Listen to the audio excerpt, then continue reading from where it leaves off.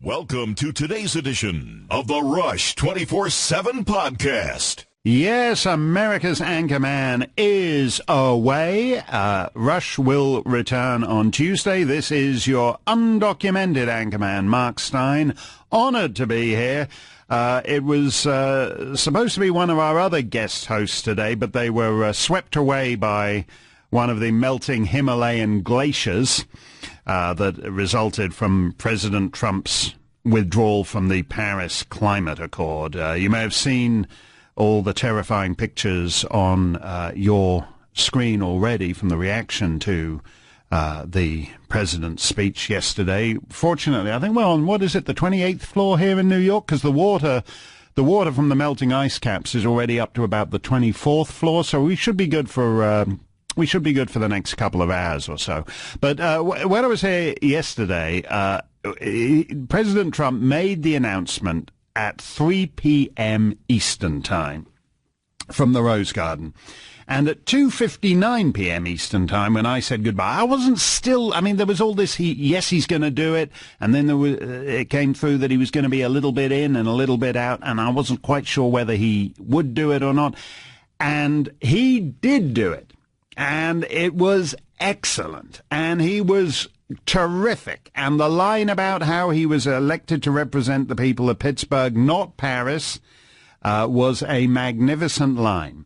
And just before we were speculating on whether he would actually do it or not, at about 2:33 or so Eastern Time yesterday, Mr. Snerdley and I were talking about how the left was going to go bananas on it. And I was just like riffing around on that, and I was saying the Maldives would be underwater by this time tomorrow, which they are. You may have seen that on the news. They're completely gone now, and some of the other reactions. And I didn't realize the left would take all that literally.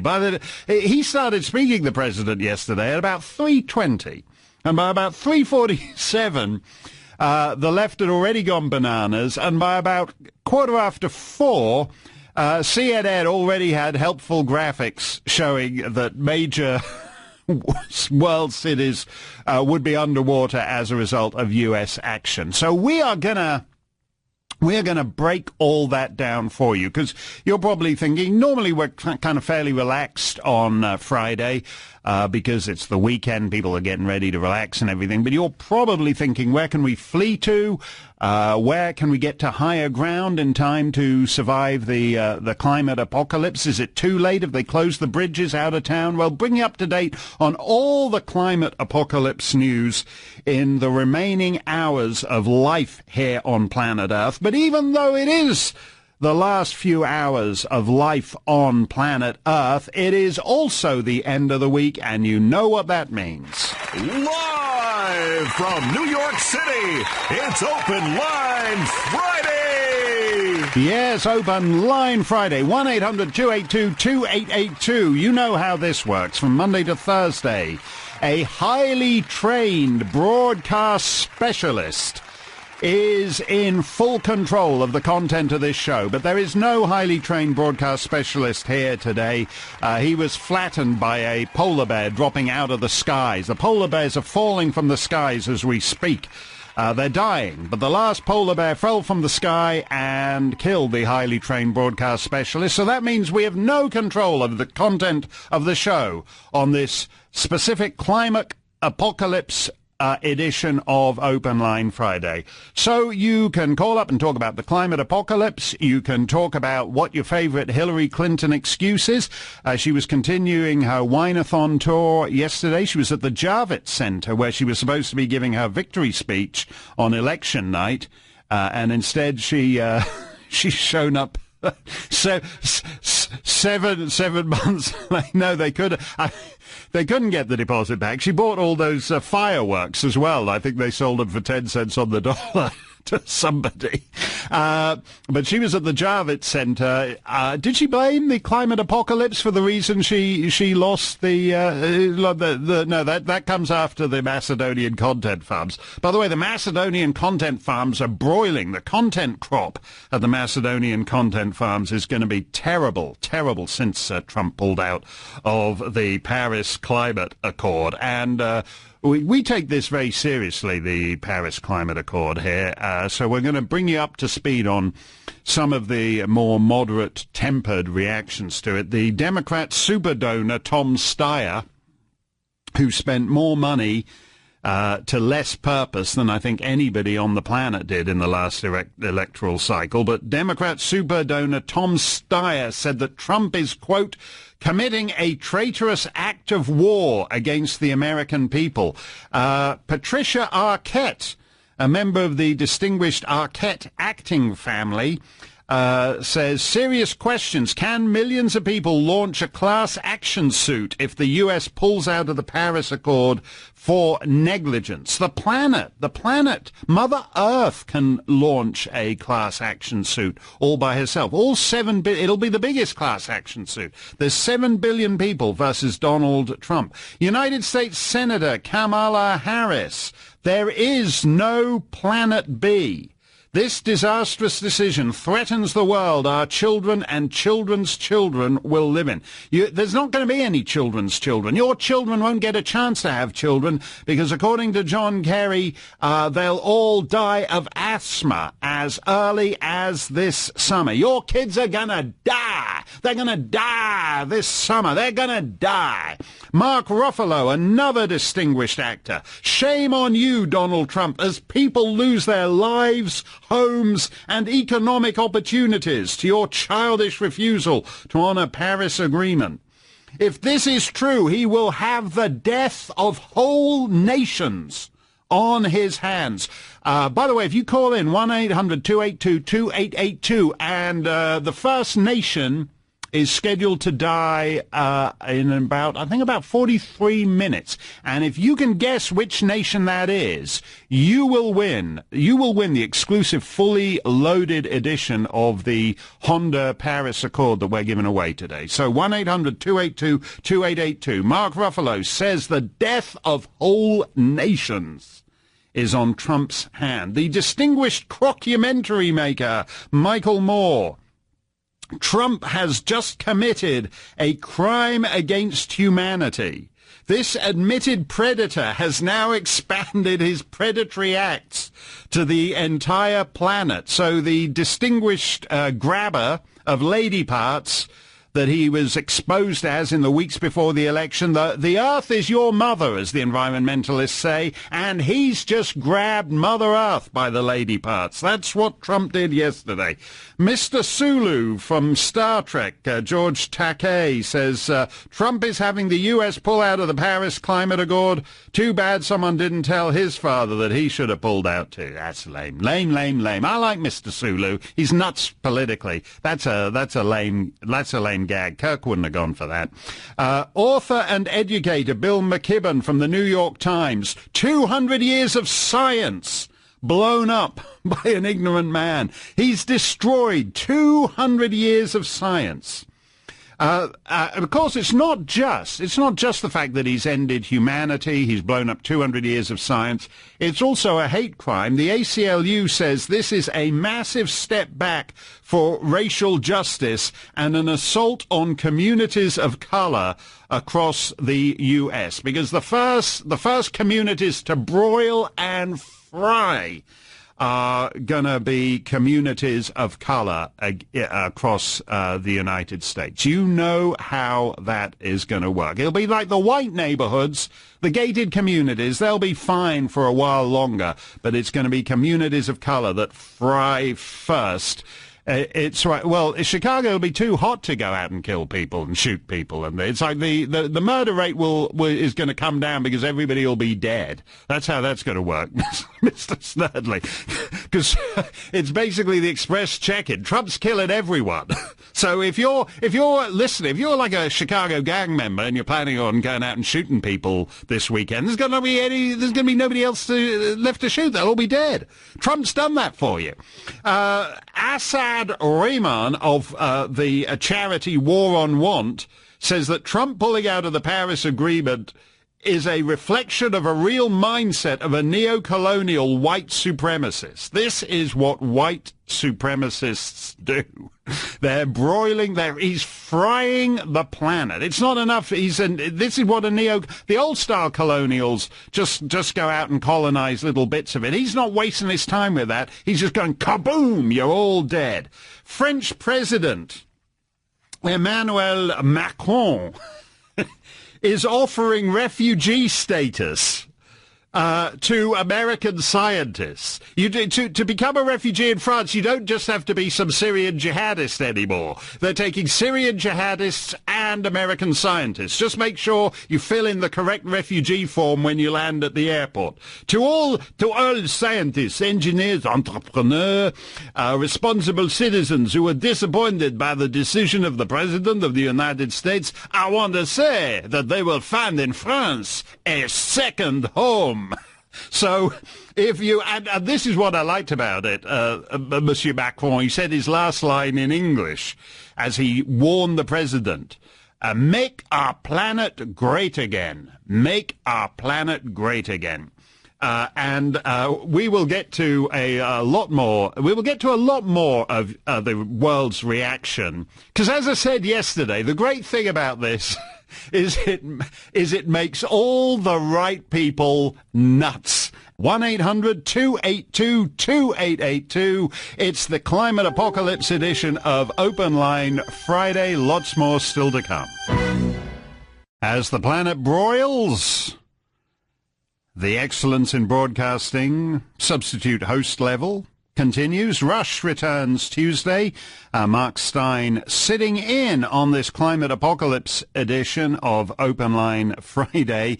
The Australian Financial Review. I like this reaction. A friend of mine launched that particular newspaper, but their cartoonist riffed off the Kathy Griffin thing where she was holding up Donald Trump's severed head. Donald Trump in this one is holding up the entire planet Earth as a severed head, having just, in effect, decapitated the Earth, gone full ISIS on the Earth. New York's Daily News revisited the famous Gerald Ford to City drop dead headline from the 70s. Trump to world drop dead. The Berliner Courier, its front page today is Earth to Trump, F off. The F word actually spelt out in English on the cover of the Berliner Courier. Trita Parsi, head of the Iranian-American National Council and an Improving World Order recipient, says Trump just declared war on the very idea of life on Earth. It's not just that he's wants to just bury the Maldives and Tuvalu and a couple of other rinky-dink countries out there on the fringes somewhere. He wants to end life on Earth. Trita Parsi says Trump went from enemy of America to enemy of humanity to enemy of life on Earth. And all in 48 hours. It's amazing. It's brilliant. Dan Rather says history will punish Trump for leaving the Paris climate deal, says Dan Rather. Do you remember him? He used to host the CBS Evening News, and then he mysteriously had to go away for some reason. I don't know, but he's still out there apparently. And he was on TV yesterday, and he said history will punish Trump. Trump doesn't care about this. You don't get it, Dan. There's not going to be any more history. There's going to be no life on Earth. How's there going to be any history? That's Dan Rather. History will punish Trump for leaving the Paris climate deal. And Joe Scarborough says that this demonstrates that Steve Bannon is the real president of the United States. Donald Trump doesn't know anything about policy. Donald Trump doesn't know anything about politics. Donald Trump doesn't know anything about anything. So Steve Bannon is now the president of the United States, and that was more clear yesterday than ever before. I said yesterday, it's not difficult, this. This deal was a ridiculous deal. The only reason this deal exists is because the Copenhagen deal flopped out in 2009. If you remember, Copenhagen was a much more serious deal, and the only reason that didn't get done was because a week beforehand, they leaked all those ClimateGate emails from the University of East Anglia showing what a racket climate science is, and how in effect a gang of a very narrow, unrepresentative gang of Anglo-American climate scientists had in effect conspired to keep everybody else with any alternative views on this subject out of all the peer-reviewed journals. And they'd corrupted peer review, and they were blocking freedom of information requests. And this all came out a week before Copenhagen and put the wind up the Copenhagen conference. Nevertheless, the developed world, the rich world, the free world, still was determined to drive itself off the cliff, drive the global economy off the cliff in the cause of saving the planet at Copenhagen. The United States and Europe, European Union and all the rest of them all wanted to drive their economies off the cliff, and it took China, Brazil and India to say, whoa, you guys may be crazy, but we're not going off the cliff with you. And that's how nuts it was back then. It took the Chinese commies to pull the capitalist world back from driving capitalism into the abyss in 2009. And what was really behind it was given away by Herman Van Rompuy, who said, this is the first year of global government. That's what he said about Copenhagen. You think, oh, that's nice, global government. Ooh, which polling station do I go to vote that out? Global government, that sounds nice. That's what it was about. That's what it was always about. And because Copenhagen failed, then they came back with Paris to try again. They had to get this done. Yes, America's anchorman is away. Rush returns Tuesday, but the best way to ensure that you can give the gift of Rush, which is a great gift to give, particularly with Father's Day coming up, is to go to rushlimbaugh.com and take out a special Father's Day subscription for your dad. He will cherish it in these remaining days or maybe hours of life on Earth. It might not make it to Father's Day, so you might want to take this out early. Go to rushlimbaugh.com, and it's a super manly gift. You want to give a manly gift for Father's Day, don't you? You don't want to give some effete Nancy boy type gift. Mr. Snerdley, who's behind the glass, has already been mocking me for wearing a pink tie. Okay, so you don't want to give your dad. You want to give him a manly gift. You don't want to give him a pink tie for Father's Day, like Mr. Snerdley has been denning. What are you trying to say, Mr. Snerdley? Well, you don't need to talk in code here. You can come straight. Mr. Snerdley has said he's never worn a pink tie in his life, so he doesn't know how it feels. You're insinuating. So you're insinuating that I walk down Broadway and assistant choreographers hit on me or something, aren't you? It's like okay. Anyway, Mr. Snerdley is right. You don't want to give your dad a pink tie for Father's Day. Even with all this, unless of course, that's right. If you do have two dads, give one of them a pink tie. Anyway, I'm getting further afield than I should here. You want to go to rushlimbaugh.com, take out a Father's Day subscription, a manly gift for Father's Day, and that's a membership to Rush 24/7. You can get Rush 24 hours a day, 7 days a week, in the remaining hours of life on planet Earth. You can get Rush in any form you desire. You can get the radio show, you can get him in video on the Ditto Cam, you can get him in print with transcripts, and right now you'll get an additional manly gift, which is the free Limbaugh Institute for Advanced Anti-Leftist Studies car magnet. It's a great gift. You can stick it on your car, and the world will know that your dad is a manly man and not some effete little pajama boy mincing around in a pink tie. So go to rushlimbaugh.com and take out the special Father's Day gift for your dad this Father's Day, a gift subscription to Rush 24/7 with the free Limbaugh Institute for Advanced Anti-Leftist Studies car magnet, which is a handsome thing, and that'll be useful, for it's a magnet So when you have to go foraging for scrap metal during the upcoming climate apocalypse, it'll actually help you track down some of this stuff. It's useful to have that. The climate apocalypse is already underway. I said 3 countries were already underwater. I think it's the Maldives, Tuvalu. I forget what the third one was. Is it Belgium? Great. And there should be a couple more coming up before we get to the end of the show. It's not just International Climate Apocalypse Celebration Day, but it is also International Sex Workers Day. I didn't know that, but June the 2nd is apparently International Sex Workers Day every day. And it reminded me that the Democrats take the view that one of the consequences of climate change is that it's going to force women into prostitution. This was Barbara Lee, I think about a year ago. She said that women are going to be forced into prostitution in order to obtain life-sustaining food and water for their families. This has already started in more backward parts of the world, like California. And women are being forced into prostitution. It's something to bear in mind on International Sex Workers Day, that because of climate change, more and more women are going to be forced into prostitution. And this is bad news for all the unionized sex workers, because obviously they're going to be undercutting the official union rates for prostitution. I don't know who's going to be able to afford a prostitute.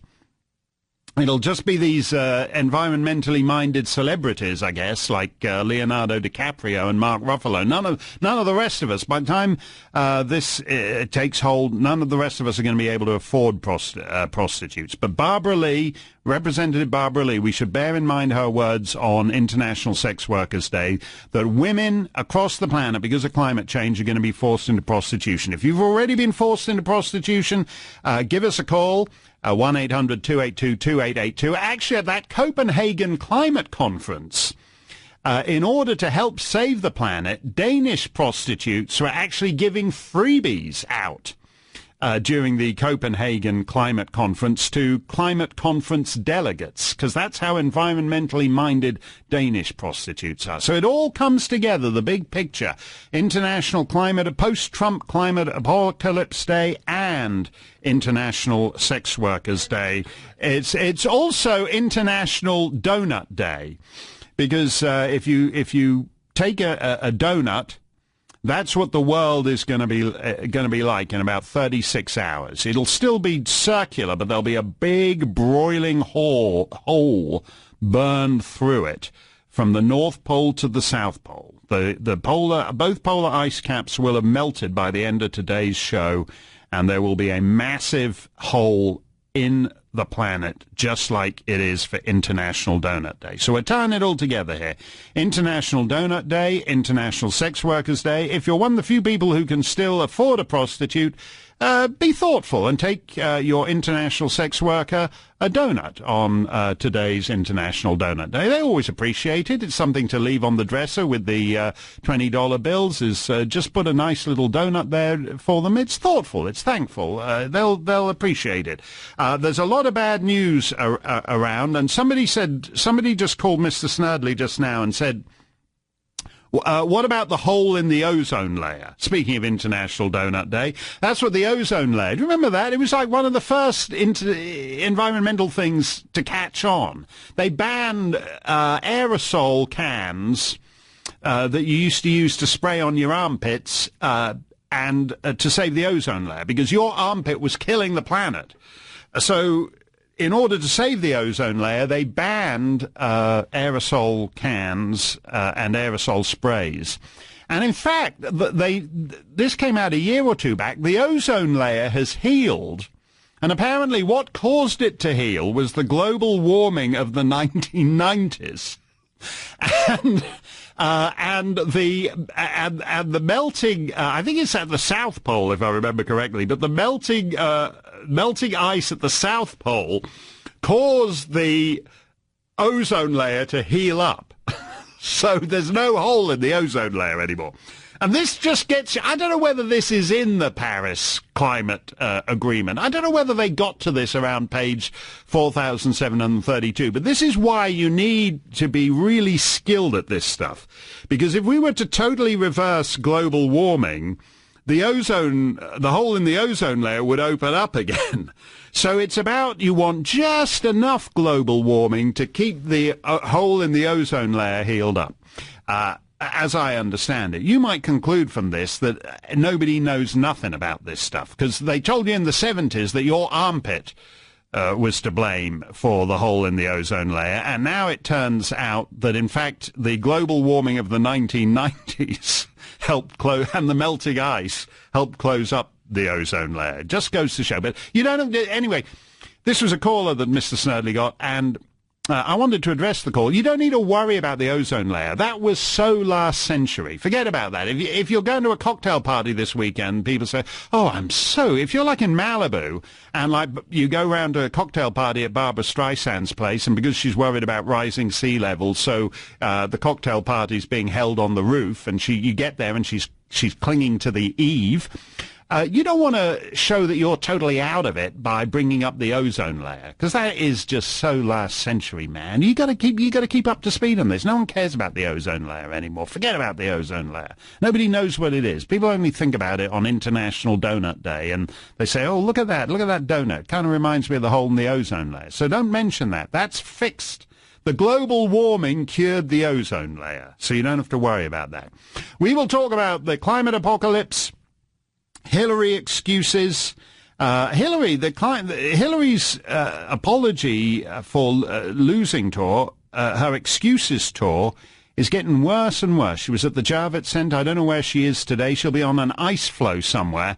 When the rest of humanity is gone, is extinct, when the polar bears are gone, the last signs of life on Earth will be Hillary Clinton on an ice floe, still whinging and moaning about the Macedonian content farmers who cost her the 2016 election. Mark Stein in for Rush. We'll take your calls straight ahead. Mark Stein in for Rush on a special climate apocalypse edition of Open Line Friday. Let's go to Greg in Missouri in the Ozarks, according to our Mark, calls. you're brilliant. Love your website. Listen, another example, the would-be masters of the world are also masters of the unintended consequences. You know that many European and South American countries have signed the Paris Accord. They're really smug about driving their biodiesel cars and trucks around, and really proud of it. Problem is they've cut down millions of acres of the Amazon rainforest to accomplish that, to grow a monoculture of soybeans. Right. That's right. My understanding is that trees absorb that deadly poison carbon dioxide, and of course it's going to be re-emitted to soybeans when they drive their biodiesel cars. Just another example of unintended consequences. Yeah, because the soybean doesn't absorb CO2, so the more soys you sow, the less CO2 is going to be absorbed. There must be some conflict among the environmental community over this whole thing, because as I said, Europeans are pretty, as they're driving their Mercedes and their Honda Accords around, they're pretty smug about the whole thing while they're cutting down the rainforest. Could I mention something about Mr. Jeffrey Immelt? Oh, the GE guy, yeah. Job czars. He sort of replaced Van Jones, the famous Oakland radical who was made the energy czar. Yeah, that's right. The green, to have prisoners released from California to build solar panels.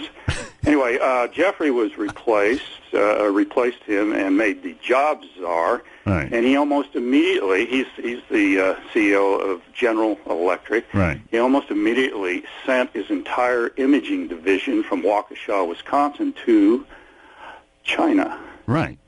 Yeah. Another little irony. Yeah. And never made the press, but that's a fact. Now, in my understanding, and nobody's argued about it, China's the biggest polluter on Earth. Absolutely. And China has less environmental regulation, which is why people want to send why you can make stuff cheaper there is because there's not any environmental regulation you have to worry about. The New York Times actually had a point about this yesterday, because they were complaining in the stack of stuff, there was a story there talking about the smog over Beijing, as if this is somehow the world's fault. This is Trump's fault, the smog over Beijing. The smog over Beijing can be fixed in Beijing if the Chinese clean up their act. So nothing that anybody does in Cleveland or Pittsburgh or St. Louis is going to do anything for the or New York City is going to do anything for the smog in Beijing, any more than the smog in LA that they used to go on about was fixed in LA, just like the smog in Beijing. I love this, the way politicians keep saying, oh, we can't do anything, not unless the whole world signs on to it. I testified in an environmental hearing that Ted Cruz called in the United States Senate, which was one of the grimmest and most miserable and depressing experiences of my life. And Senator Bill Nelson from Florida started going on about water in the streets of Florida coastal cities. And he started going on about New York, Superstorm Sandy. The reason New York was clobbered by Superstorm Sandy is because it hasn't got a flood barrier. It doesn't happen in London. They've got the Thames barrier. It doesn't happen in St. Petersburg, Russia, because they've got a flood barrier. It doesn't happen on the Dutch coast because they've got a flood barrier. If you don't want water in the subway system in New York, build a flood barrier. But instead, old Mayor Bloomberg was too busy regulating large cups of Coca-Cola. He could have had a flood barrier in New York City, and Superstorm Sandy wouldn't have mattered. And it's the same thing with the pollution in Beijing.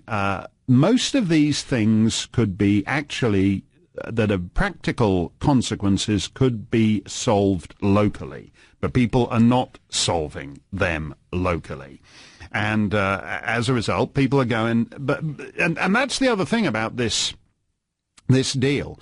For most of the participating countries, it was a meaningless deal. It's an irrelevant deal in scientific terms. It's completely irrelevant. It's not irrelevant in terms of the money that the United States has to pony up to bribe the other countries to sign on with for this thing.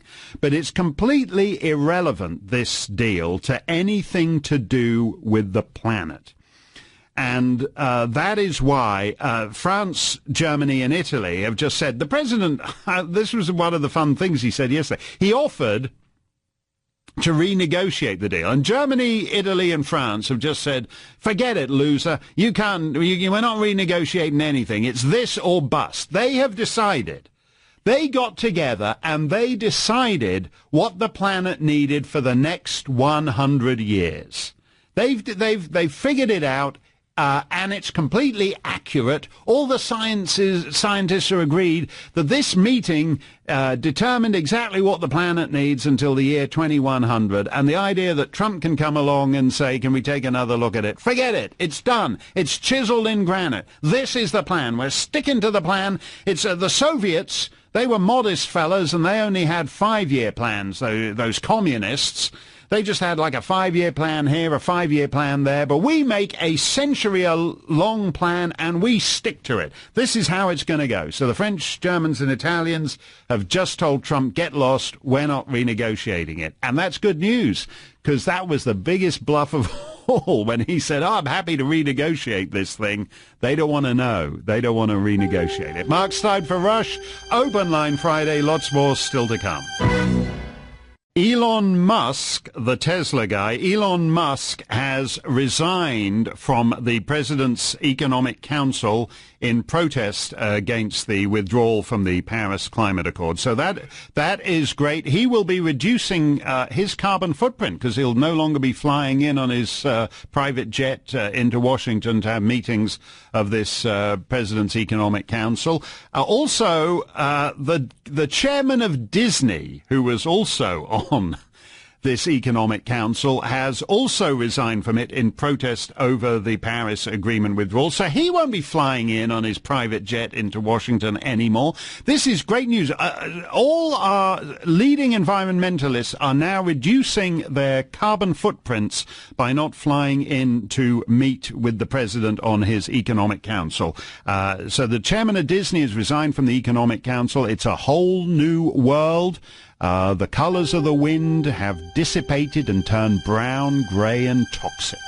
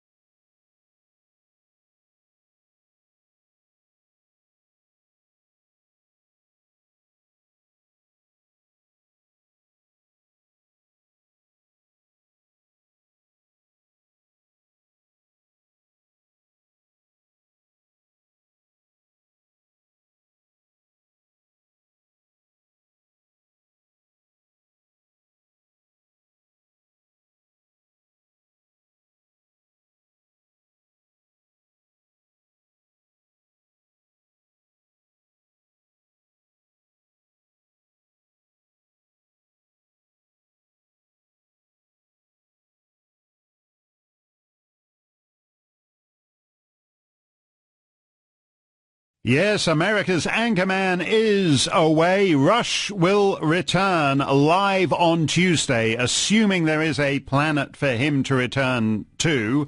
As you know, everyone has concluded that the Trump announcement yesterday afternoon means the end of life on Earth as we have known it. So if Earth is still here on Tuesday, Rush will be here. To have full strength excellence in broadcast. You'll be panting for that if things are as bad as they've gotten over the weekend. Apparently, I'm going to be. I'll still be. I'm going to stick with Planet Earth for as long as we can, as long as there's time. Yeah, you can find me at steinonline.com, and that's Stein with a Y, as in, why did Trump decide to destroy the planet? I don't want to.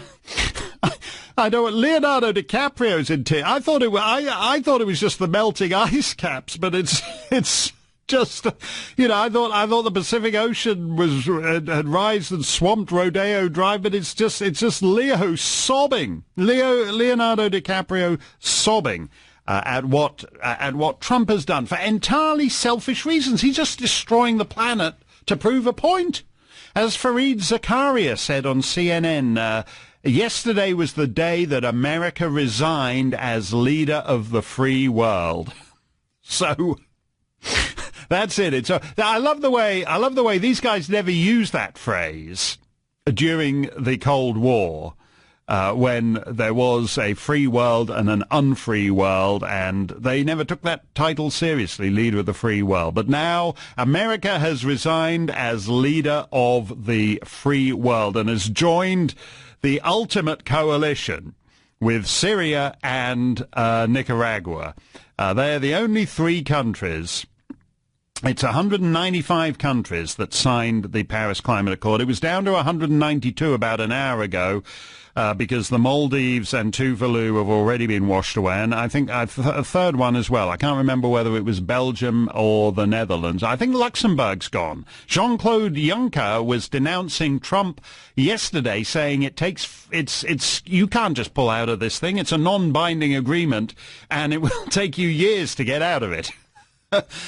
You're bound by the non-binding agreement for years. You're going to have to go to the International Court of Climate in The Hague and sue for 12 years to get out of this thing. And Jean-Claude Juncker, he's now in the Grand Duke's Palace in Luxembourg, and he's already 2/3 submerged. So Luxembourg is also apparently underwater. So dramatic moves afoot. Donald Trump's action in pulling out of the Paris Climate Accord. And as we said in the first hour, if you guess the next country to completely be submerged by rising sea levels, Leonardo DiCaprio's tears, Patricia Arquette's tears. Patricia Arquette wants to launch a class action suit against Trump for planetary negligence.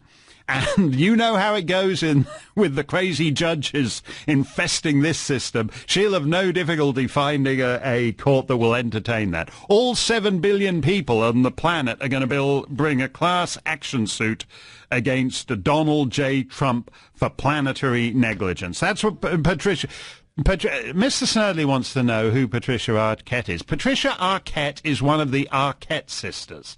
She's the Arquette sister who isn't Rosanna Arquette. There's all these Arquette sisters. They're actresses. They're like Mr. Snerdley is looking at me completely blank through. Rosanna Arquette was in the one. Oh, you know this in the old rock and roll days. You know the song by Toto, Rosanna? That's about Rosanna Arquette. So he's pleased. Oh, that's Rosanna Arquette. Well, if she's opposed to the planet broiling, maybe I'll get into climate change. If they wrote a song about her. But Patricia Arquette is the other sister. He's like looking blank. He's like, remember the Gabor sisters, Zsa Zsa Gabor and Eva Gabor? Yeah, they were big. They were big sisters. Well, these are other sisters. There's all kinds of sisters. There's not sisters out there. I mean, I think there were 7 Arquette sisters, but 4 of them have been swept away by rising sea levels.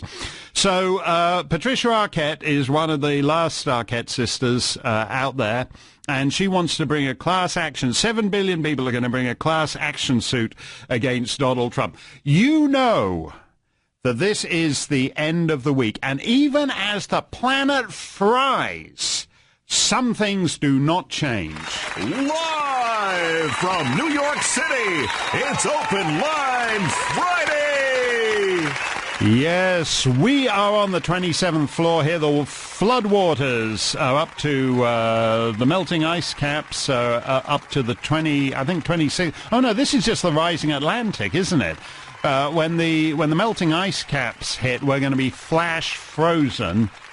And it'll be like the day after tomorrow, which was the thing with, what was he called, Dennis Quaid? Dennis Quaid or Randy Quaid? Randy Quaid fled to Canada. That's how seriously he took climate change. Dennis Quaid was in the day after tomorrow. They're like the male version of the Arquette sisters, the Quaid sisters. And they were all burning books in the New York Public Library to keep warm. The New York Public Library, if you've ever been in, it's wood. And it's got all this wood paneling everywhere. It's wainscoting.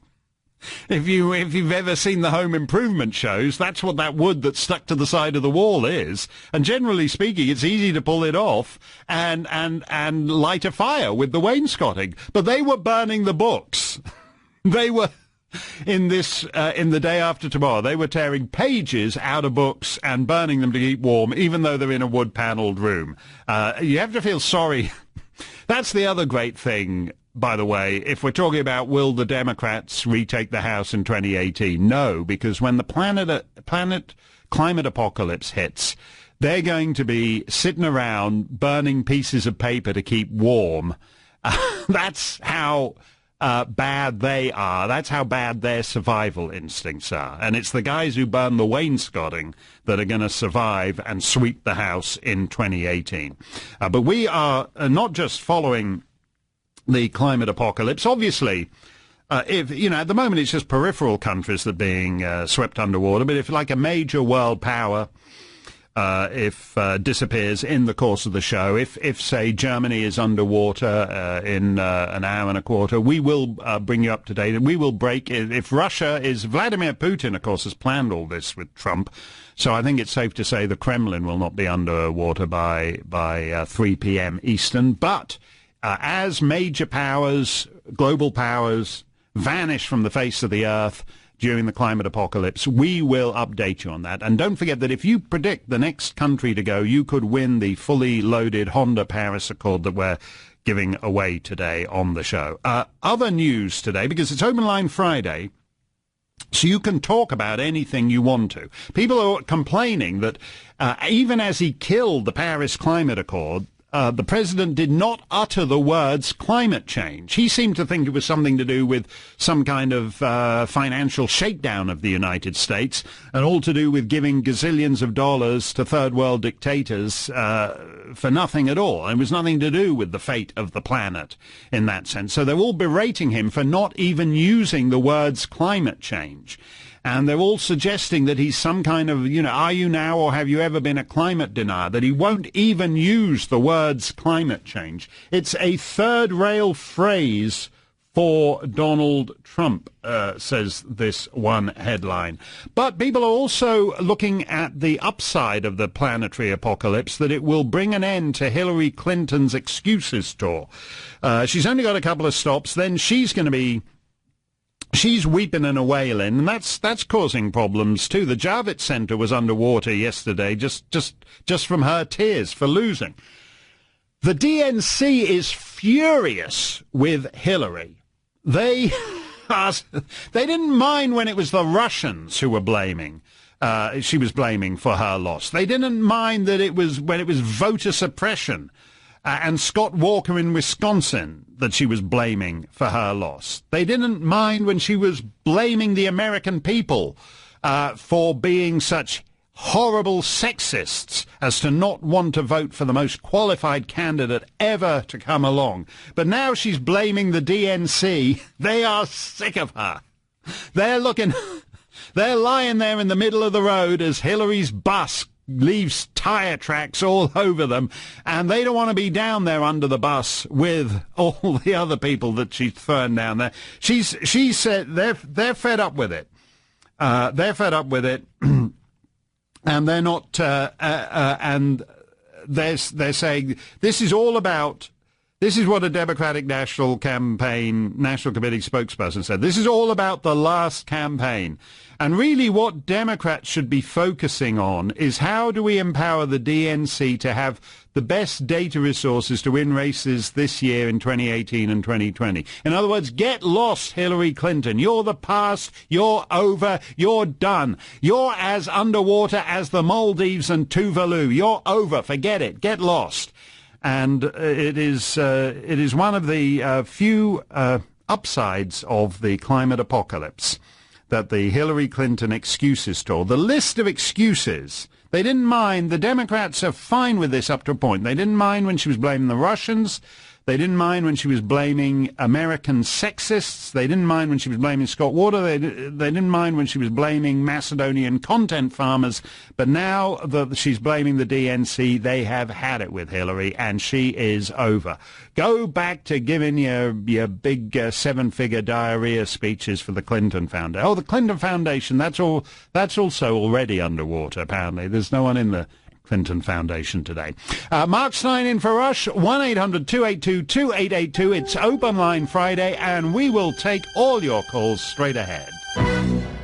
Climate apocalypse is getting worse. We're down to grilling the last polar bear in the freezer for lunch here. It's miserable. Let's go to Amy, hopefully on high ground in Los Angeles, California. Amy, you're live on the Rush Limbaugh Show. Great to have you with us. Hey, Mark. I think you're one of my favorite guest hosts. Oh, well, all the others have been washed away. They're halfway to Antarctica by now, so I'm the only one left. I'm the only one holding the fort here, Amy. You know, as you're talking about this, the same people who are bent out of shape on the potential impact of a potential fraction of a percentage of 1 degree change in 100 years are the same people who scoff at getting rid of waste, fraud, and abuse from all sorts of government budgets and spending and entitlements and other programs. I always say, we don't need to look at that. There's not enough in that. But of course there is. Yeah, and that's because that's real. And they don't, you're right, they don't care about that. They don't, what are you worried? It's just a billion here, billion there. Why the hell are you bothering about that? And because that's real and doable in the here and now. But at the same time, they can micro-calibrate what the global thermostat can be set to in the year 2100. There's no it's a credibility issue, Amy, because if these people were to say, yeah, we can take the budget of the your local DMV office and calibrate it down to the nearest $5, you'd think, oh, that's pretty impressive. If they could take the Social Security budget and eliminate the fraud to within, say, a round $10 million, you would think, oh, well, maybe these are the fellas who can tell you what the planet's temperature is going to be in 83 years' time. But they don't want to be bothered with any kind of nickel and dime stuff like that when they've got the planet saving to do. You're absolutely right. They're living in a fantasy world versus reality, and we had to deal with the reality and actual budgets and stuff. Yeah. Hey, can I throw in another question? Yes, certainly. So. And this is related because this climate deal is basically rich countries are paying poor countries to stay poor. Right. So the question is, why is there still a developing world? With all the technology we have, with all our advancements, why is there still a developing world? Well, you're right that part of the answer to this is that Leonardo DiCaprio thinks he needs a big mansion and a private plane. But if you happen to be some goat herd in the middle of Africa, then your simple peasant life is just great for you. You don't want the indoor plumbing, and you don't want the washing machine and the dryer and all the rest of it. And at heart, this is a way of keeping the developing world from ever developing. Yeah. And you can complain about this to the left, but they would probably tell you that the very concept of a developing world is racist because it assumes they want to develop into something closer to what you white supremacists are like. So if you bring it up with your leftist friends, Amy, be very careful because that's what they will do. But that's exactly it. This is the Prince of Wales. He said that Henry VIII was a great environmentalist because he had a great sense of environmental stewardship. And that's actually how these guys look at it. They want to go back to a time when the princes of the world, whether you're talking about Al Gore or Leonardo DiCaprio, they live very well, and everyone else just lives a simple life that's enough for their needs. But the minute you have everybody is wanting indoor plumbing, everyone wants to get on a plane and go to Florida for a couple of weeks, then there goes the planet. So it's fine for Leo, it's fine for Al Gore, it's fine for the Prince of Wales, but if you, Amy, and these goat herds in Kenya and everyone else wants a piece of the action, then the whole planet is going to die. So it's basic. I think it's basically a kind of a feudal system, and Al Gore and Leo and John Kerry think they're going to be in the roles of the feudal dukes, and you, Amy, will make a great peasant beating your clothes dry with the other women down on the rocks by the river. That's how it's going to be if they get their way. Yeah, the L.A. River is lovely this time of year. Yeah, don't go swimming in it. I'll try not to. Thank you for your call, Amy. And speaking of rising river tides in the California area, Kathy Griffin has broken down in tears at her press conference, claiming that the Trump family has ruined her life. They're bullying her. Just because she showed Trump's swinging head, just because she severed a Trump dummy's head and was waving the Trump dummy head around, now the Trump family is bullying her. She broke down in tears. And there was no one on hand to cut off her head and take it to the doctors and say, can you cheer up poor Kathy Griffin because she's broken down in tears. She's claiming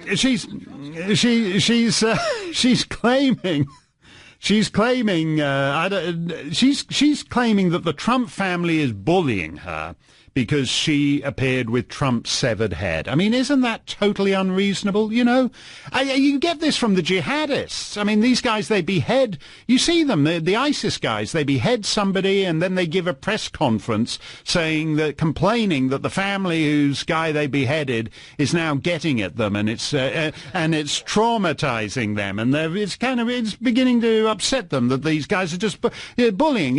All you did was you were standing there on the ISIS video, waving some guy's head around, and his family are all just bullying you, and you're getting these unpleasant tweets from these people just because you're waving the guy's head around. So that's what Kathy Griffin, it's not all just the rising sea levels, it's also Kathy Griffin's tears. She broke down in tears and said she's not afraid of Donald Trump. He's a bully, and she's going to carry on swinging severed heads around, and there's a bunch of old white guys trying to silence me, but she's not going to be silenced. You old white guys, she's got a lot of severed heads that she could be waving around, and you're not to bully her just because she likes waving severed heads around.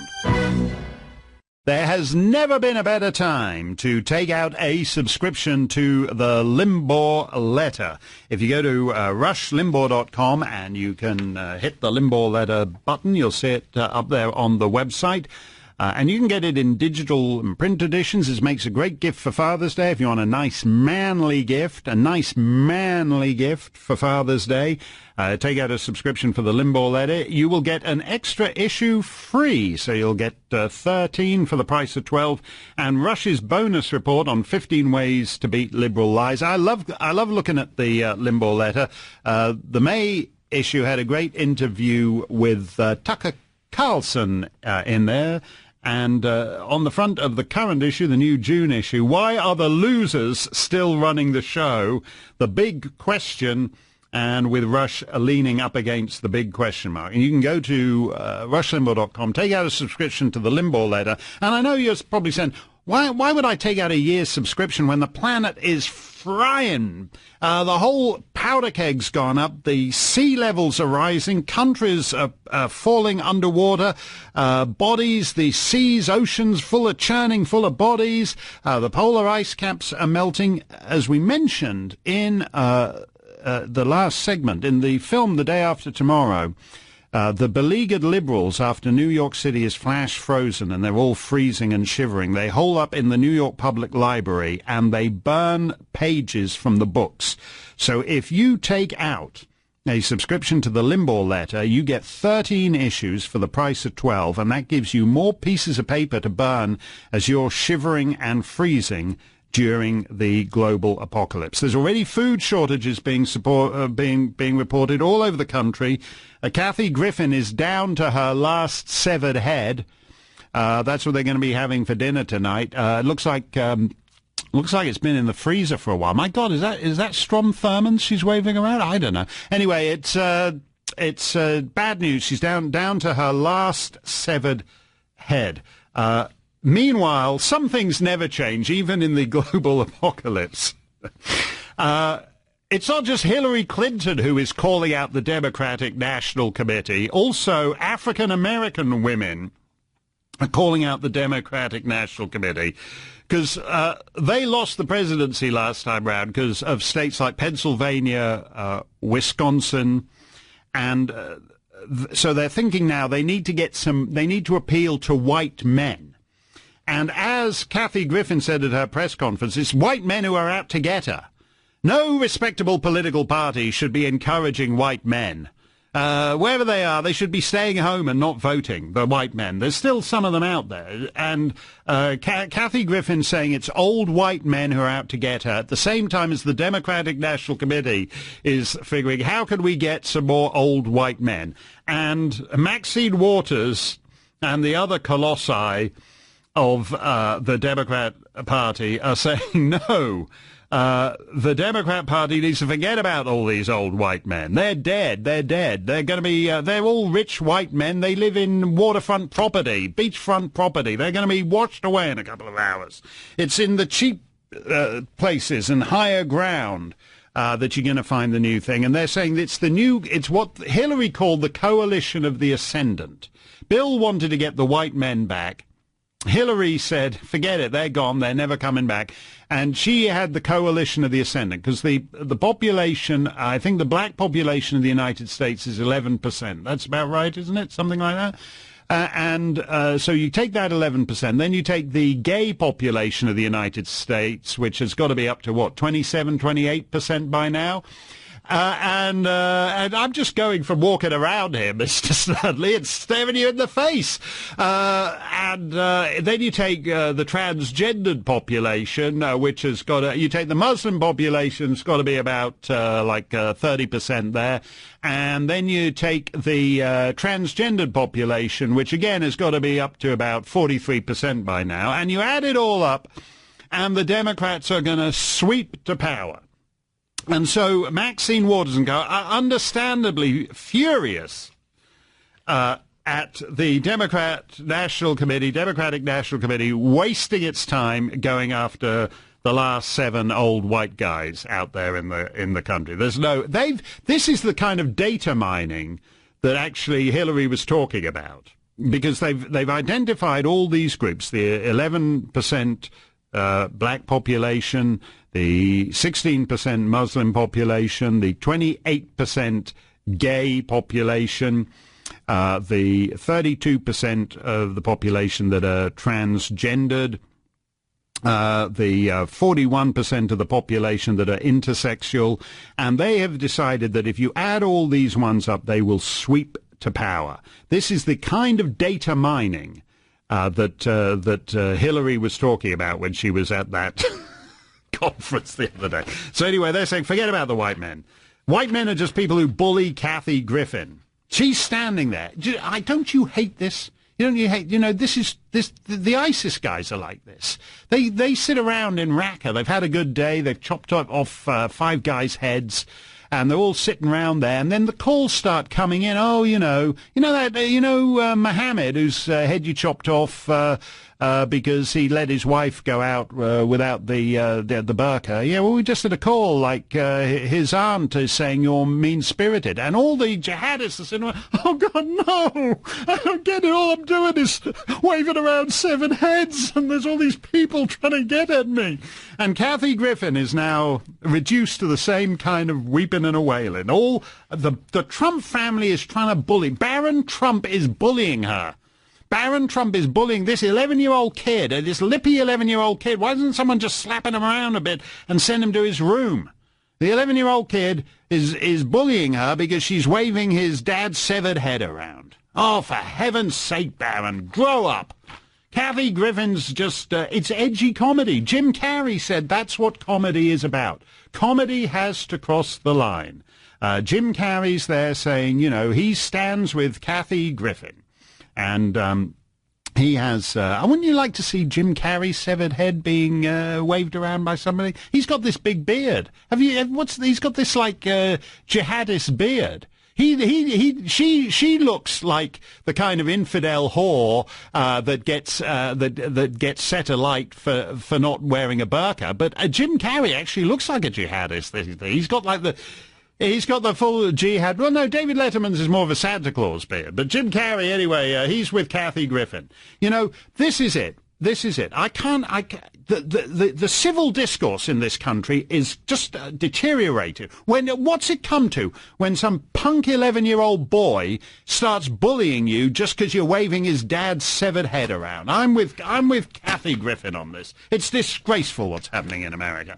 Anyway, it's all going to be irrelevant in the climate apocalypse. If you're out in Beverly Hills, and Amy was talking about how the water quality in the river isn't that great. But if you're in Beverly Hills a little later and you notice that the river is like piling up with severed heads, you'll know that that Kathy Griffin's freezer has been swept away. 1-800-282-2882. No matter the climate apocalypse, other things going on. We might actually get a decision today on this Trump travel ban from the Supreme Court. They've asked for a full en-banc hearing, as they say, en-banc hearing from the Supreme Court. But they're asking, meanwhile, for it to be reversed, which, as I understand it, either the Chief Justice can do himself, or he can just get a couple of other judges to come and sit with him, and 2 or 3 of them can decide whether they're going to reinstate the travel ban. This is from the guys in Yemen and Libya and Sudan and Somalia and Syria and Iran, because they all have a constitutional right to come and live in the United States. You probably don't remember what clause of the Constitution but that's from, but take it from me, it's in there. And these judges struck it down on the grounds that Trump had said mean-spirited things. They said there's nothing wrong with the law on its face, but who the hell cares about that? This guy Trump, before he was president, had said certain things about Islam. So in that context, the meaning of the law isn't what it appears to be, because the guy who came up with it had said mean things about Islam while he was a candidate. Do you realize what this means? They're basically saying a law is valid according to who came up with it. They don't deny that this law would have been perfectly valid had George Bush Sr. come up with it, had Bill Clinton come up with it, had William McKinley come up with it, had Benjamin Harrison come up with it, but not if Donald Trump comes up with it. So a law is only valid according to the guy, the attitudes of the guy who cooked it up, which is almost like a definition of a descent from the land of laws into what they call a land of men. In this case, it's still a land of laws, but whether the law is valid depends on the man who cooked it up. If Hillary had won and come up with this, it would be valid. If Kathy Griffin had come up with this law, it would be valid. She has no animus against Islam. As you know, she likes waving severed heads around. That's how relaxed she is about amusing Islamic cultural inheritance. But if Donald Trump does it, then it's illegal. So a law is only valid now according to the private beliefs of the guy who cooked up the law. Good luck with that. We may get a decision on that within hours. We'll take your calls straight ahead. Let's go to Shelley in Tillamook, Oregon. I hope I said that right, Shelley. Is that how you say it? It is. Oh, great. You're running amok in Tillamook. I am on the Oregon coast, actually. That's great. Well, move to higher ground, because it's easy. I'm just fine, thank you. Okay, because you don't want to, if Dan Rather shows up in his hurricane garb, clinging to a lamppost, get out of there. You'll know something's about to make landfall. Exactly. Hey, if he wants to come sit in my front yard for the rest of his life and watch for himself, hey, have at it. I think actually, I haven't seen Dan Rather in a while. I think he actually has been sitting in somebody's front yard for the rest of his life. What's on your mind today, Shelley? Oh, I just thought yesterday it's just so funny to me that they're just going crazy over this so-called science of climate change, and yet they're throwing out actual science of the sexes, that there's male and female. Right. And they just constantly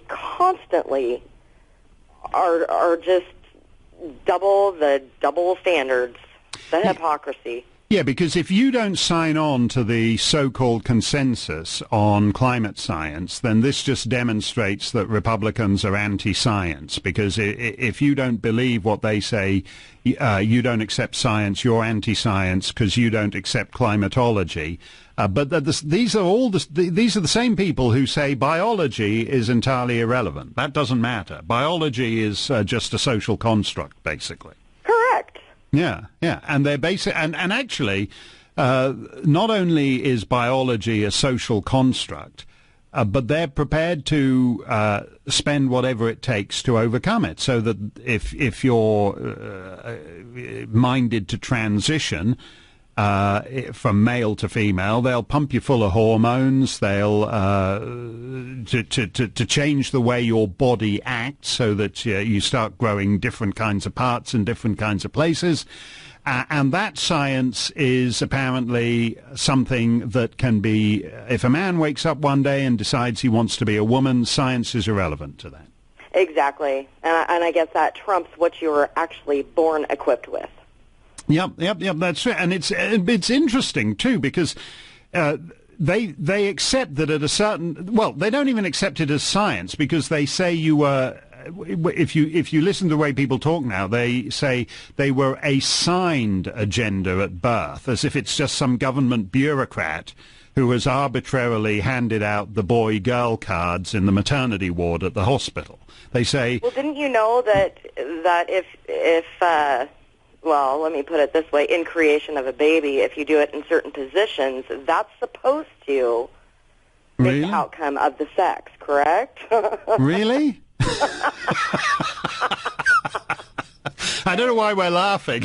It's just one of those articles, that you just come upon and you're like, okay. Right. Really? So that if you want a girl, you should be trying it at a particular angle.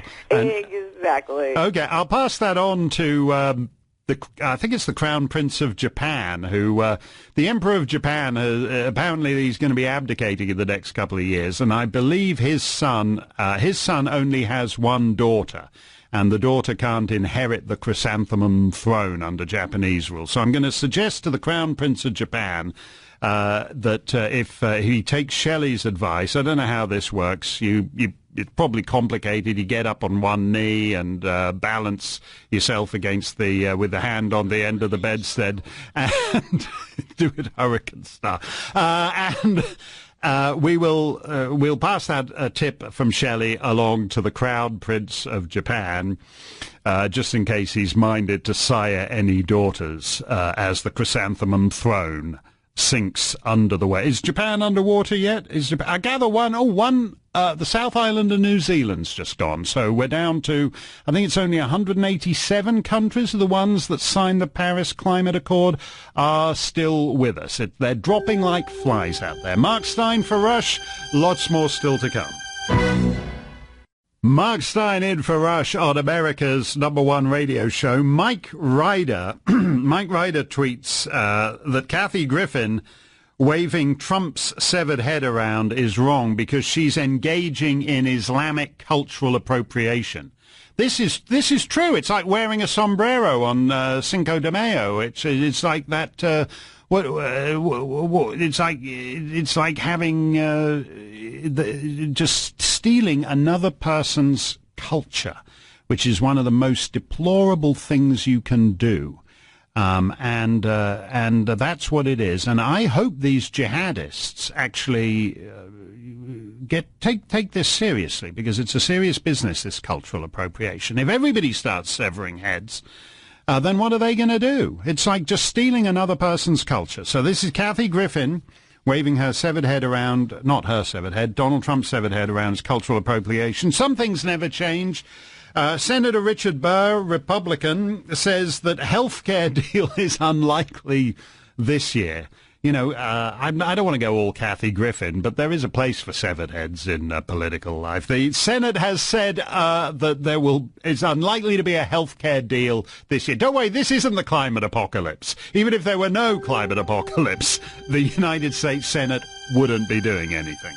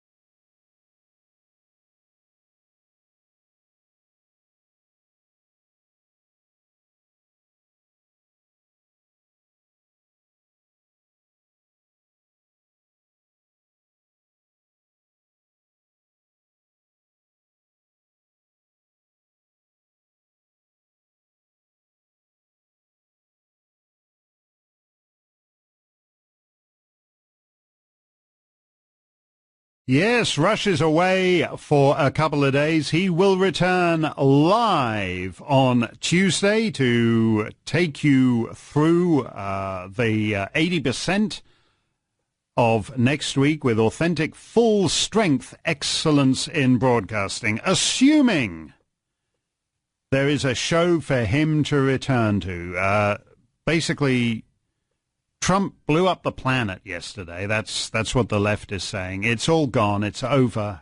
We've been tracking 195 countries signed this climate deal. Then Trump pulls out. We've been tracking the ones that have gone underwater in the course of the show. I said the South Island of New Zealand went about 20 minutes ago. South Sudan's just gone, I see. Yeah. A couple of the Grand Turk and the Turks and Caicos. That's gone too. So across the map, all these the ice caps are melted. The Himalayan glaciers, they're gone. If you're thinking, I'd quite like to see the Himalayan glaciers, too late. They're over. The planetary apocalypse is underway. The New York Times says, following Fareed Zakaria's thoughts, that America has resigned as leader of the free world, that the Chinese have now been handed global leadership. So that's great because they don't have any of this. They don't have unpredictable election results in China. So they don't have to worry about goofy things like some crazy guy managing to get in touch with Macedonian content farmers and Scott Walker and steal the election. The Chinese don't have that problem. They're a more advanced civilization than ours. So they don't have these wacky, unpredictable election results. Generally speaking, their election results are set 5-10 years in advance, and everyone can all get an early night's sleep. So the Chinese, Trump hands the Chinese a gift, says the New York Times, the chance for global leadership. Justin Trudeau, Canada's 12-year-old Prime Minister, says, "We are deeply disappointed that the United States federal government has decided to withdraw from the Paris Agreement." And everybody has been interpreting this, that normally when you're a foreign leader, you talk about countries. So you'd say, "We're deeply disappointed that the United States has decided to withdraw from the Paris Agreement." But Justin Trudeau said, "We are deeply disappointed that the United States federal government has decided to withdraw." So he's distinguishing between Trump, the climate-denying Trump, the climate-destroying Trump, the man who is destroying life on Earth as we know it, and other American institutions. For example, New York, California, and Washington State have just formed a climate alliance. They're getting together to subvert what Trump's doing. And Justin Trudeau has signaled that he'll be prepared to do a deal with individual American states, municipalities, villages, school boards. If your school board wants to say in the Paris Climate Agreement, he'll stick with you, and Justin Trudeau will do it. Martin Horwood of the Liberal Democrats in the United Kingdom has called for the cancellation of Trump's state visit. Now that he's pulled out of the Paris Climate Accord. You can't have a state visit to the United Kingdom anymore because Windsor Castle is going to be underwater by about Sunday afternoon. Martin Schulz, who is a candidate for Chancellor of Germany, warns Trump, "You can withdraw from a climate agreement, but not from climate change, Mr. Trump. Reality isn't just another statesman you shove away." Because, as we all know, Trump likes nothing better than shoving statesmen. Climate change has been such a goldmine for the government cronyist alliance for so long that it is a serious threat to them if that all comes crashing down. Because it's the perfect, as I said yesterday, it's the perfect pretext for big government. It's brilliant because you're saving the planet. And it's so much the funny thing is, it's so much easier to save the planet than it is to say save Chicago. You know, if you say to people, what can we do about all the gang violence in Chicago? Oh, beats me. I don't know. It's just the way it is. It's going to be a lot more shooting this weekend. That's just. But if you say to them, let's save the planet. Oh yeah, well that we can do. That we can do. Arnold Schwarzenegger, who did nothing as governor of California, is excoriating Trump today. Because he's pulled out of the Paris Climate Accord. Because that was Arnold's big issue when he was governor of California. Couldn't do anything about illegal immigration, swamping California emergency rooms. He couldn't do anything about that, but he can save the planet. Even with climate, as I pointed out, Mayor Bloomberg, it was his big issue. It was his big issue. And the reason Superstorm Sandy wound up in the New York subway is because he couldn't build a flood barrier. He couldn't build a flood barrier. There's a green job for you, building a New York, New Jersey flood barrier, if you want a green job. But they're not the green jobs anybody talks about. Barack Obama, in his reaction, has now said, this ensures that America is over because it's the other 194 countries who will be getting all the green jobs. So they're going to be on the cutting edge, you know, and America is going to be nowhere. You look at it, all the green jobs are going to go to Chad. All the green jobs are going to go to Yemen, and America is just going to be cut out of that. And good, because green jobs no country can afford. This Martin Schulz guy, who's running for Chancellor of Germany, his party, the SPD, they love green jobs in Germany. They subsidize green jobs in their wind power industry to the tune of $250,000 per job a year. And that's the subsidy. That's what it costs to give somebody a $60,000 job a year. It costs you an additional $250,000 to give someone a $60,000 job. A couple of years ago, it was revealed that the Spanish government paid $800,000 per job for every green job on a solar panel assembly line. And I thought that's probably a world record. You know, the government of Spain paying $800,000 per job to subsidize green jobs.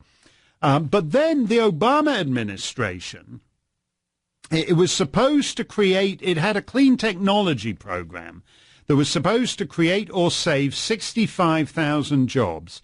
It spent $17.2 billion and created 3,545 jobs, which works out to this has got to be a world record, $4,851,904.09 for every single green job the Obama administration created under its clean technology program. That is American can-do know-how right there.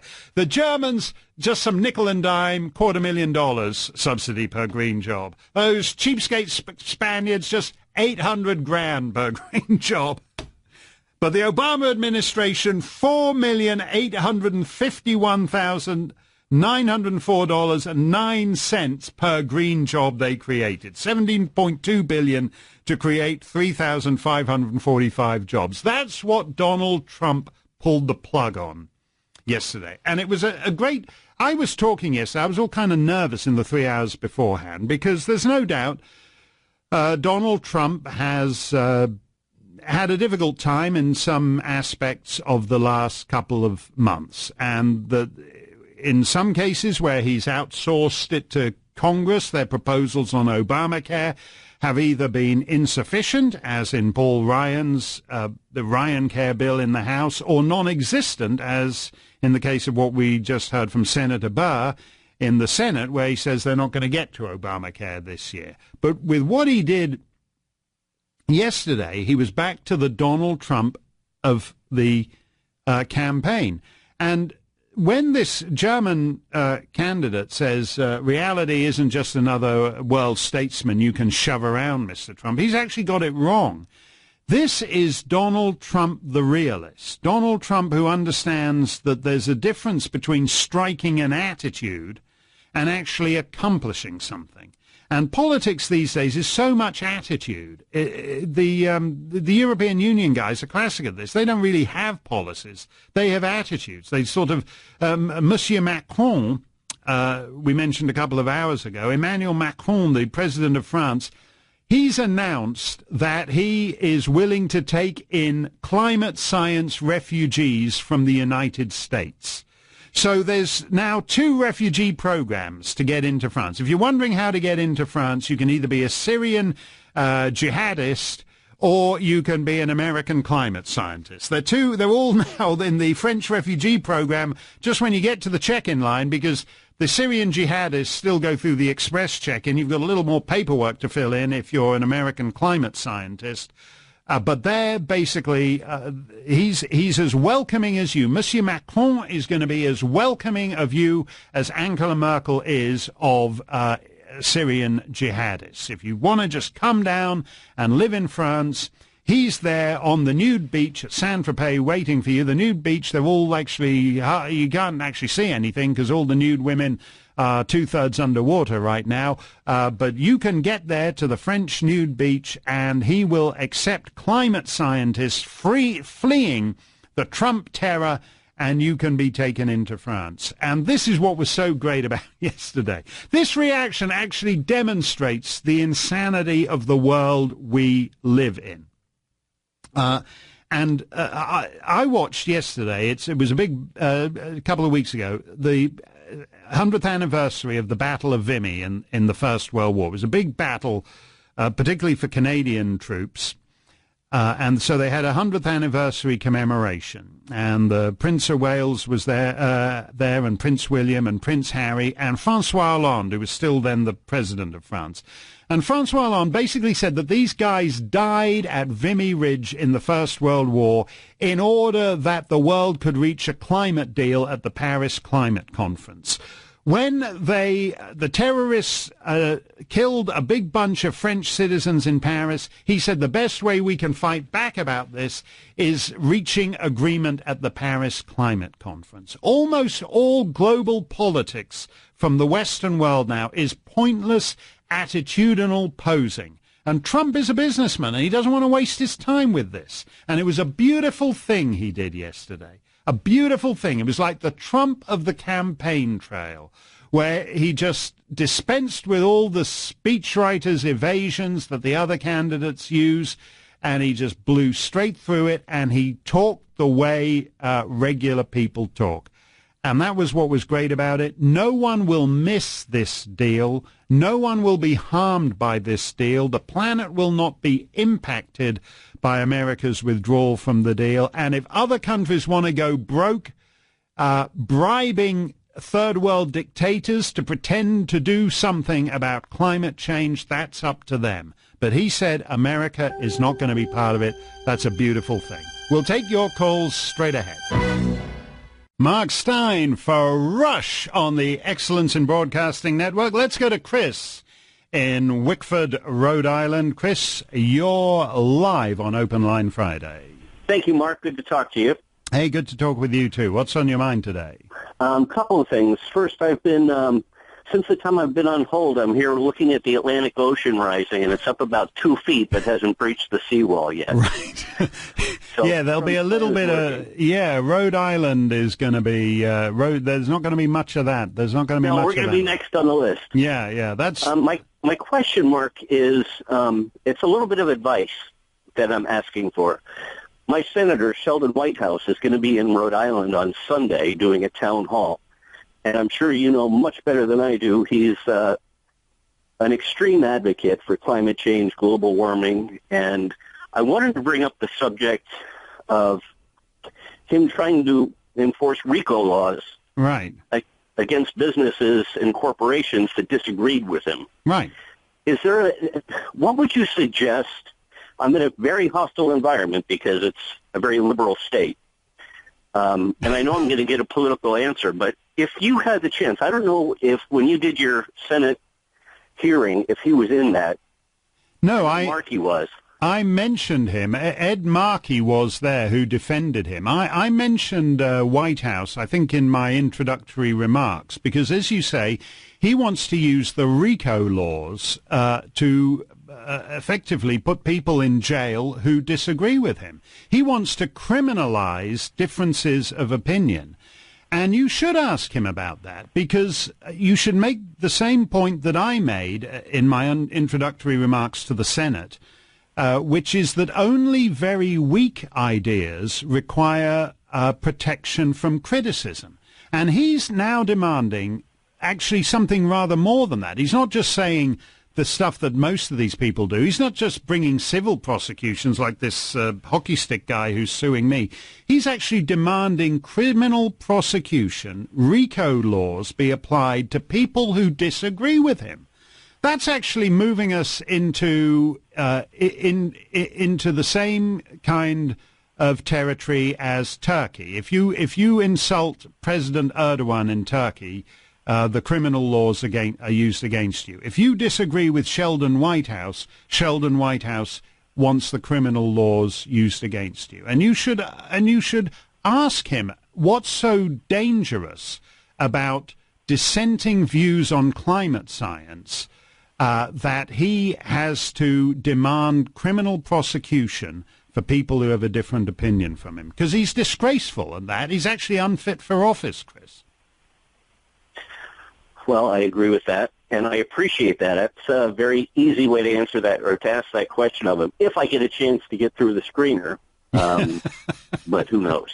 Yeah, it'll be Sunday between 1 and 3. Well, and I will say that once you get down, I'm way up in northern New Hampshire, and so I look on Rhode Island as the equivalent of going to Florida for me. But I mean, when you get down to southern New England, some of those senators get very iffy. And I had a little run-in with Ed Markey, who, again, I was astonished. It's just striking an attitude. They don't actually know anything about the climate science. They don't understand things like natural variability. He has no idea. I asked him a question. What was the climate like when the Pilgrims landed at Plymouth Rock? Because he seems to think the whole idea behind climate change is there's a correct temperature for the planet. That has never existed in human history.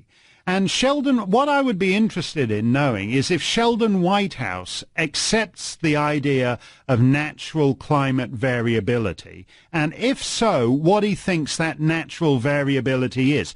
Because this Paris Agreement, for example, has said we got to spend trillions so that it doesn't get 2 degrees warmer than what it was at the beginning of the 19th century. So in other words, for some reason, they've taken basically the year 1800 as a baseline, and they've said the temperature can't get more than 2 degrees higher by the year 2100. So the Sheldon Whitehouse is basically saying we only accept 2 degrees of natural variability. So ask him, what was it then like in the medieval warm period? Was that outside your permitted 2 degrees? What about if you go back even further? To when you were able to walk from, instead of having to take a short boat trip from Libya to go and live on welfare in the European Union, you could actually just walk across the Mediterranean. What about when there were alligators at the North Pole? So Canada was renowned as a great playground for alligator hunting. Was that within the bounds of natural variability? In other words, the Paris Climate Agreement says you can only have 2 degrees of natural variability, Chris. Ask Sheldon Whitehouse whether he thinks there's any natural variability that can be permitted beyond that 2 degrees. And let us know next week, if you get through to him and get to make that question, exactly what his answer was. I'd like to hear it.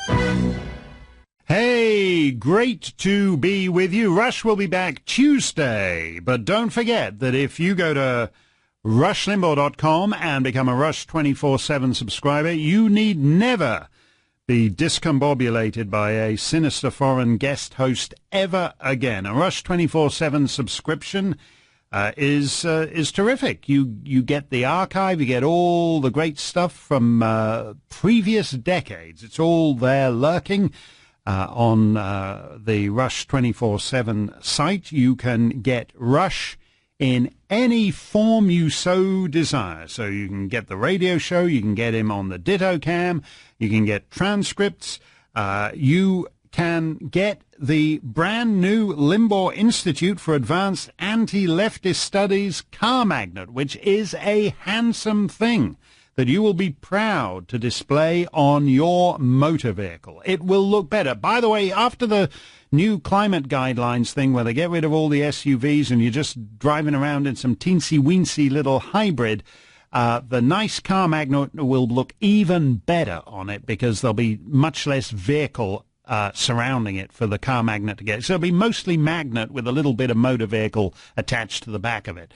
But all you need to do to sign up to that is go to rushlimbaugh.com and become a Rush 24/7 subscriber.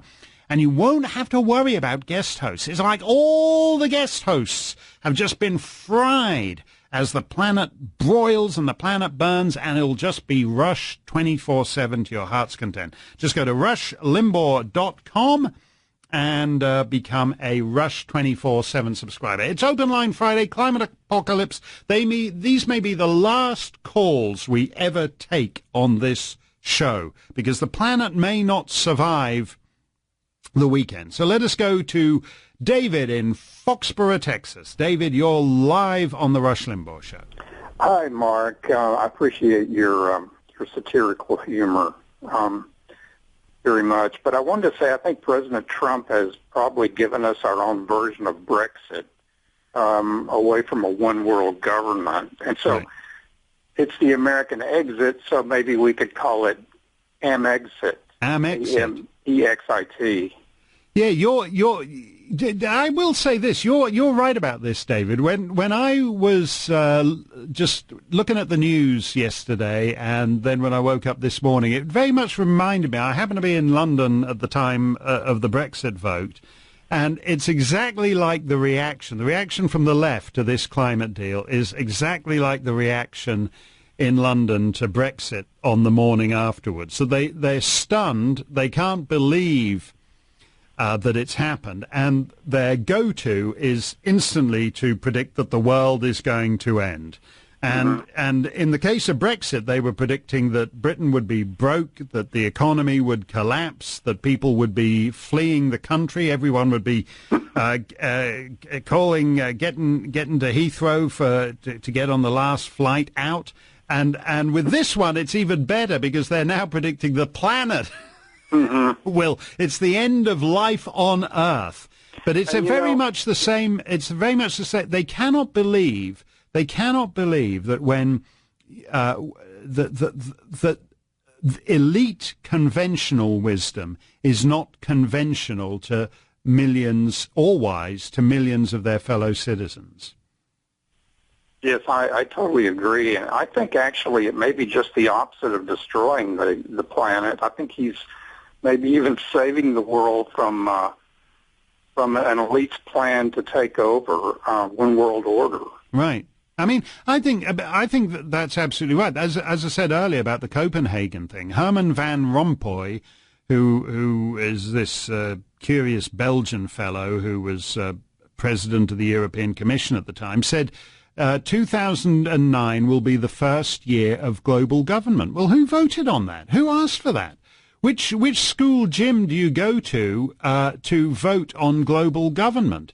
Their whole thing, that's one of the reasons why they like all this saving the planet stuff, is because they want to put it beyond the reach of the vagaries of democratic electoral results. And they don't want people to be able to, when all the guys fly into Davos and they all agree that we should do this and do that, the idea that some fella in Ohio can go along and cast a vote somewhere and question all that is actually what they dislike about it, David. Yes, you're absolutely right. I think we should really get behind the president because I think this will be maybe his most momentous decision. Well, I hope so. And you're right. Another point you made, I think, that I want to just say something on, this idea that it actually might be good for the planet. People, we were talking about smog in Beijing, and the idea that we need a global agreement to do something about smog in Beijing. That's ridiculous.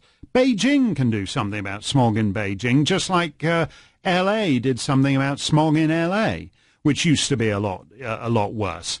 And it did. It used to be worse, and people. And what happens? And it's if you look at 19th century industrial towns. It's like if you went to London in the 19th century, all the buildings were black and grimy, and all the rest of it. Basically, as people get wealthier, they want to live better lives in cleaner environments.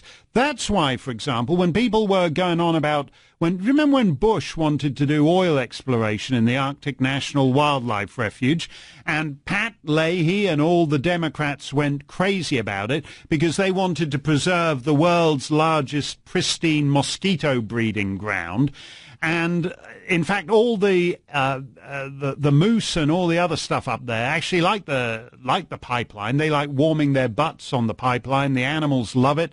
I don't know what it does for the Alaskan mosquito herd. They've got mosquitoes as big as footballs up there. So maybe we'll now have like even bigger mosquitoes. But it would have benefited if you've seen some of the northern communities up there. They're very primitive. People live in very basic homes with corrugated roofs and all the rest of it. As communities get wealthier, as they get more jobs, they want to live in nicer environments. Capitalism, wealth, makes people environmental stewards. I'm so sick of the anti-capitalist thing. The I said earlier when we were tying, Sex Worker Appreciation Day together with International Donut Day and International Climate Apocalypse Day, and we were tying it all together. We should tie it all together with Kathy Griffin's severed head of Trump as well. The Prince of Wales said that Islam has a lot to teach us about environmentalism. This was one of his daffier statements, even by his impressive standards. Yeah, exactly. Like what, says Mr. Sterling. I like the romance of Islam, the Bedouin lifestyle. I can see all the Lawrence of Arabia. I can see all that. When I was actually in Araby, when I was driving through the Jordanian desert, the Iraqi desert, Saudi Arabia, up on the Syrian border, it doesn't really matter. You go anywhere in Arabia, and you're bearing in mind this, the Prince of Wales's thing, Islam has a lot to teach us about environmental stewardship. Every so often, you would come through a Bedouin encampment that they'd left a week earlier, and they've got the world's biggest garbage pile there. That's all you think, the Bedouin, the mystic, the Sheikh of Araby, he'll take me in his tent. He's such a skilled and generous lover wearing his exotic desert garb. It's so romantic. The Bedouin lifestyle. And if he ever does take you into his tent to make love to you all night, it will be extremely unpleasant because of the stench from the giant mound of garbage all around. They're filthy, the Bedouin. I don't want to be racist or anything, but they've got lousy trash disposal because they're Bedouins, so they don't have an organized municipal garbage department, oddly enough, and they don't recycle. They just leave a big pile in the desert, and then you get these desert winds. And I always like the desert breeze, the desert song, Valentino as the desert breeze, the sands of time, the sands of Araby. And that's fine as long as it's sand. But if the Bedouins have left a big stinking mound of they don't drink Coca-Cola. They've got some local Saudi version of cola. They've got Saudi cola or whatever. It's got like a big severed head of some guy on the front of it. You're all there, the breeze, the sands are swirling all around you. It's the sands of Araby. It's so romantic. And then some stinking bit of last week's rotting chicken carcass comes flying through the air and hits you in the head. There's nothing romantic, and that's the romantic part of the developing world, the Bedouins. If you go to like the megalopolises or the megalopoli, these huge coastal megalopolises or the megalopoli of West Africa, where Hillary said it takes a village to raise a child, which is an African proverb no actual African has ever heard of, and no actual African wants to live in an African village, so they all move to the towns and they live in these shanties, and the filth and the pollution and the squalor is all around. What makes that more environmentally friendly? So that when you go and it's happy hour at the local bar, and they serve you the cocktail, there's not like human fecal matter that the cocktail umbrella is sitting on in your cocktail. What makes human life improve? Wealth. Wealthy people don't want to live in squalor and filth. And they improve their communities and they make cleaner communities. And so where does the cleanest technology come from? It comes from the wealthiest countries. There's nothing difficult about this. You don't say, well, hey, they've got some really great new clean technology that's coming out of Somalia at the moment. It's very interesting what Somali scientists are doing down there. It's really pretty interesting. They're developing some really interesting new things to improve the environment. No! Improvements to the environment come from wealthy countries. So when you make wealthy countries poorer, you're going to make the environment poorer. It's capitalism. If you want to live in a clean environment, it is wealth and human ingenuity that will make life better. And at the heart of this environmental movement is an absolute hatred of human progress. And I've seen the way the Bedouin live, and it's kind of nice as long as you don't notice the smell of the trash mountain. That's actually no way to live. Wealth and ingenuity are what will make the environment a place we want to live in. Mark Stein for Rush. We'll take more calls straight ahead. Mark Stein for Rush. Kathy Griffin is having she's on TV. She's getting teary. She's getting emotional. The Trump family's bullying has so stressed her out. She can barely juggle her severed heads anymore. She had this is right. She's some kind of comedian. She's got this severed head juggling act that she's in Vegas somewhere, and you go and pay money to see her, and she juggles Trump and Mike Pence's heads, and then when she's really cooking, she's got Melania's head in there as well.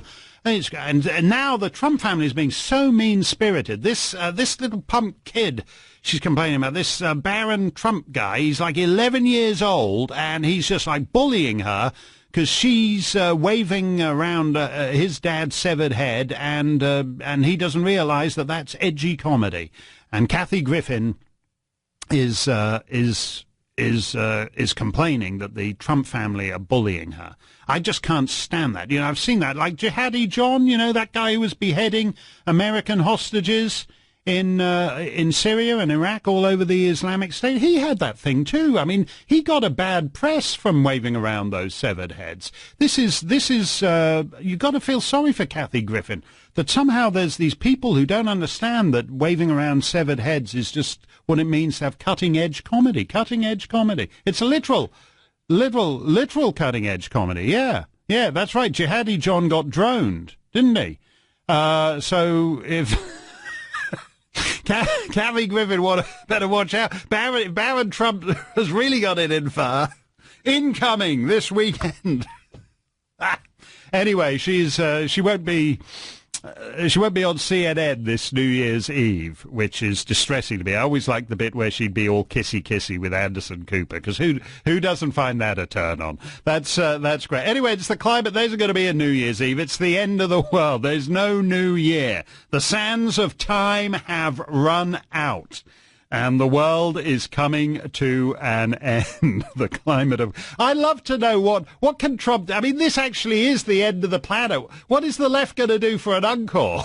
The left is like those... When I worked at the BBC, when you left the BBC in London, you came out of the BBC and you walked down Regent Street in central London. There was a man with a sandwich board. Do you remember they used to have those before the internet?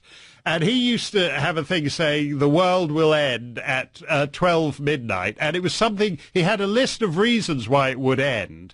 And two of them, I don't remember the main ones, but two of them were peanuts and sitting.